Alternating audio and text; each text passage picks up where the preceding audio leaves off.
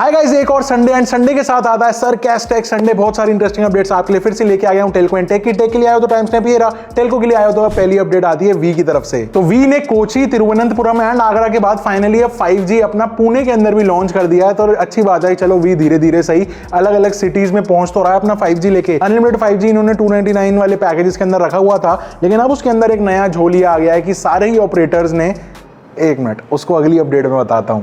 खैर वी ने 5G जैसे लॉन्च कर दिया तो इसके अंदर इन्होंने 4G वाले नेटवर्क को अपना अपग्रेड कर दिया है 5G के अंदर, जिससे जो सारे यूजर्स 5G के लिए तड़प रहे थे उनको अब हाई स्पीड इंटरनेट एक्सेस मिल जाएगा, लेटेंसी थोड़ी सी कम हो जाएगी एंड हाई डेटा नीड्स को इजीली आप केटर कर पाएंगे। एंड ऑफिशियली वी ने ये बोला है कि महाराष्ट्र में जो 5G का डिस्ट्रीब्यूशन है ना, ये थोड़ा सा फेज वाइज होगा, जिसका मतलब ये क्या करना चाह रहे हैं कि हर सिटी को एनालाइज करना चाह रहे हैं कि कहां पे कितनी डेंसिटी है एंड कितनी डिमांड, उसके हिसाब से टॉवर्स का इंस्टॉलेशन को अप्रोच करेंगे एंड धीरे धीरे और महाराष्ट्र का जो पूरा कवरेज है उसको 5G बनाने के लिए कोशिश करेंगे। अब चलते हैं अपनी अगली अपडेट पे, जहां पे जियो एंड एयरटेल ने अपने कुछ बेसिक प्लान्स यहां पे हटा दिए हैं, विच मींस डायरेक्ट नुकसान कंज्यूमर को, क्योंकि हमारे लिए अब 5G ओनली वाले प्लान्स और ज्यादा महंगे हो गए।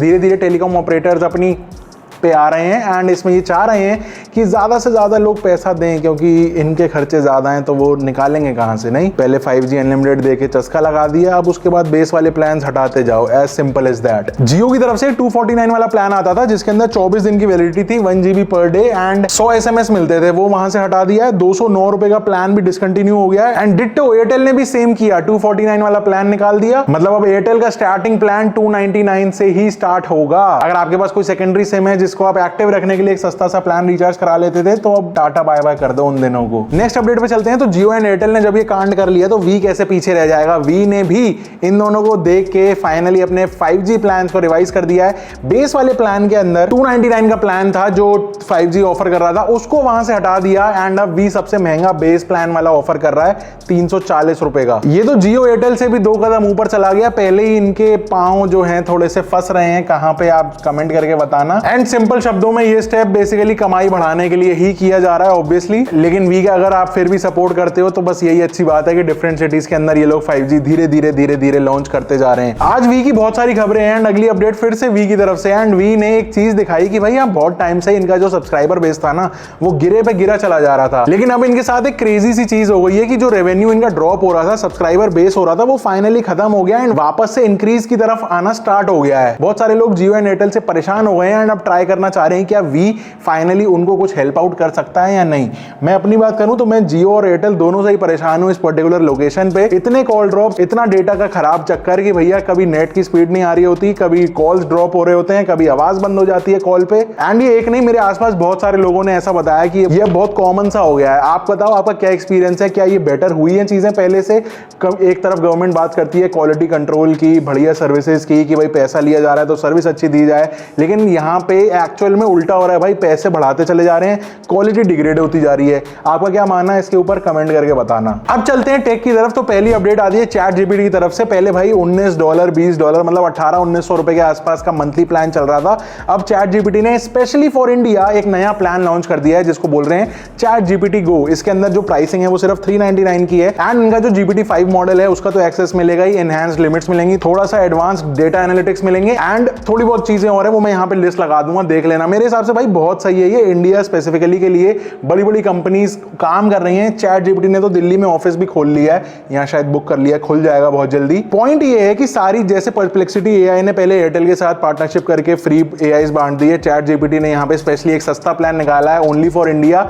पॉइंट ये है कि इन कंपनीज को भाई इंडियंस का डेटा चाहिए, इनको चाहिए कि इंडियंस कैसे सर्च करते हैं, क्या सर्च करते हैं एंड क्या रिजल्ट उनको चाहिए। ये बेसिकली इतना ह्यूज स्केल पे इनको डेटाज मिलेंगे कि ये गूगल को शायद बीट कर जाएंगे आने वाले टाइम के अंदर। आपको क्या लगता है, क्या ये जो स्ट्रैटेजी है इनकी ये काम करेगी अगले 5 सालों में? आज की डेट में आप कितना गूगल यूज कर रहे हो, कितना एआई यूज कर रहे हो अपने सर्चेस के लिए, जो भी लगता हो बताना नीचे कमेंट करके। अगली अपडेट फिर से एआई के रिगार्डिंग में है। एलोन मस्क ने चाइना के लिए एक कमेंट किया है कि चाइना के अंदर ना वो एक टेक्नोलॉजी इनोवेट करने जा रहे हैं जहां पर वो टेस्ला कार्स के अंदर जो एआई यूज करेंगे वो चाइना बेस्ड होगा। जो टेस्ला कार्स के अंदर वॉइस असिस्टेंट यूज किया जाएगा वो बेसिकली डाओ बाओ एआई वॉइस कमांड कमांड्स बोला जा रहा है इसके, एंड इसके अंदर जो टेस्ला कार्स के अंदर सारे बेसिक फीचर्स होंगे ना, जैसे कि म्यूजिक क्या चलना है, केबिन का temperature control, navigation, news updates and deep seek AI, basically जितने भी चैट इंटरेक्शंस होंगे ना ड्राइवर या फिर जो पैसेंजर है उनका गाड़ी के साथ जो भी इंटरेक्शन होगा वो ये डीप सीक एआई कंट्रोल करेगा या फिर उसको हैंडल करेगा। बेसिकली इलॉन मस्क चाह रहा है कि भाई चाइना के जो लोकल ब्रांड्स हैं, जैसे बड़े बड़े मतलब एक आध दो फेमस तो ये BYD टाइप के हो गए,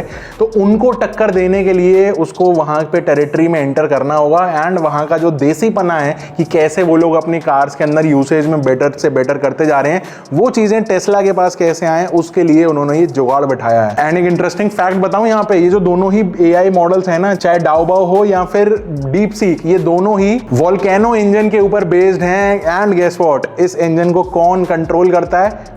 ByteDance कंपनी। जिसको नहीं पता, ये वही कंपनी है जिसने टिकटॉक और कैपकट वाली एप्स बनाए हैं। कह सकते हैं काइंड ऑफ ट्रस्टेड कंपनी है चाइना की। अगली अपडेट पे चलते हैं तो यूनिवर्सिटी ऑफ दिल्ली यानी DU ने पार्टनरशिप कर ली है गूगल क्लाउड के साथ, जिसके अंदर ये स्टूडेंट्स को AI, साइबर सिक्योरिटी एंड इस वाले रिलेटेड सारे फील्ड्स के अंदर ट्रेनिंग एंड डेटा एनालिटिक्स जैसी स्किल के अंदर मास्टरी देने में हेल्प करेंगे। और ये पार्टनरशिप ना लॉन्ग टाइम है, ऐसा नहीं है कि सिर्फ 1-1.5 साल के लिए गूगल क्लाउड ने हाथ मिलाया, बल्कि ये ईयर्स एंड ईयर्स के लिए चलता रहेगा, जिससे यहाँ की जो वर्कफोर्स है ना वो थोड़ी सी और ज्यादा अपग्रेड हो पाए इन वाली कैटेगरीज के अंदर। इनिशिएटिव बेसिकली ये है कि DU जो है वो एकेडमिक्स इकोसिस्टम को ट्रांसफॉर्म करना चाहता है, एंड इसके साथ स्टूडेंट्स को गूगल क्लाउड नोटबुक और AI powered personal study assistant in the form of AI obviously, इनको इन सारी चीजों के एक्सेस के साथ साथ और भी काफी सारे बेनिफिट्स मिलेंगे। इसके साथ में स्टूडेंट्स को in campus hackathon, special webinars, AI mentorship, startup support and cloud credits जैसी अपॉर्चुनिटीज प्रोवाइड की जाएंगी। एंड सीधे साधे शब्दों में ये समझो कि DU और AI क्लाउड ने हाथ मिला लिया है इंडिया के अंदर कुछ बेहतरीन चीजें करने के लिए। तो अगर आप DU में हो, अपॉर्चुनिटी का फायदा उठाना, मजे करना। अगली अपडेट पे चलते हैं तो रिसेंटली 57 इयर्स की सैम एडम्स जो ब्राइटन में रहती हैं, उनके साथ एक क्रेजी स्टोरी हुई अभी एप्पल वॉच को लेके। सो हुआ क्या कि उन्होंने ऐसा रिपोर्ट किया कि कुछ टाइम से उनकी जो एप्पल वॉच है बीच बीच में अलग अलग हार्ट रेट्स दे रही थी, एंड जब उन्होंने अपने डॉक्टर को कंसल्ट किया तो वहां पे CT एंड ECG उन्होंने रेफर किया। जब रिपोर्ट्स निकल के आई तो पता चला ब्रेन में एक ट्यूमर डेवलपिंग स्टेज पे है। एंड इस पूरे इंसिडेंट में एक अच्छी बात है कि वो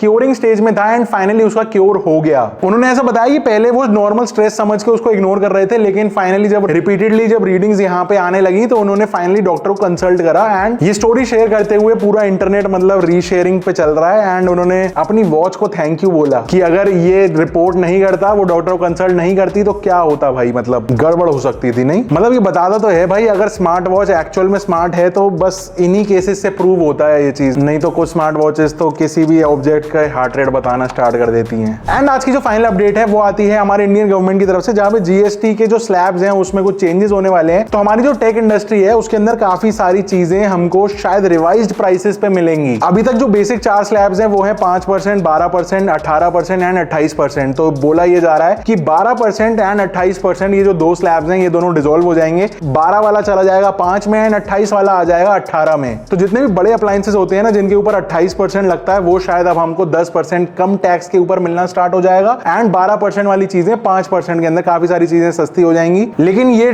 टोटली मुझे ऐसा एक मिथ लग रहा है। क्यों? क्योंकि कंपनीज क्या करती हैं, अगर उनका प्राइस 20,000 रुपए का एक प्रोडक्ट सेट है एंड लेट से टैक्स 5% कम हो गया, तो वो अपने प्रोडक्ट की बेस प्राइस ऊपर कर देंगे, लेकिन 20,000 से सस्ता उस प्रोडक्ट को नहीं बेचेंगे।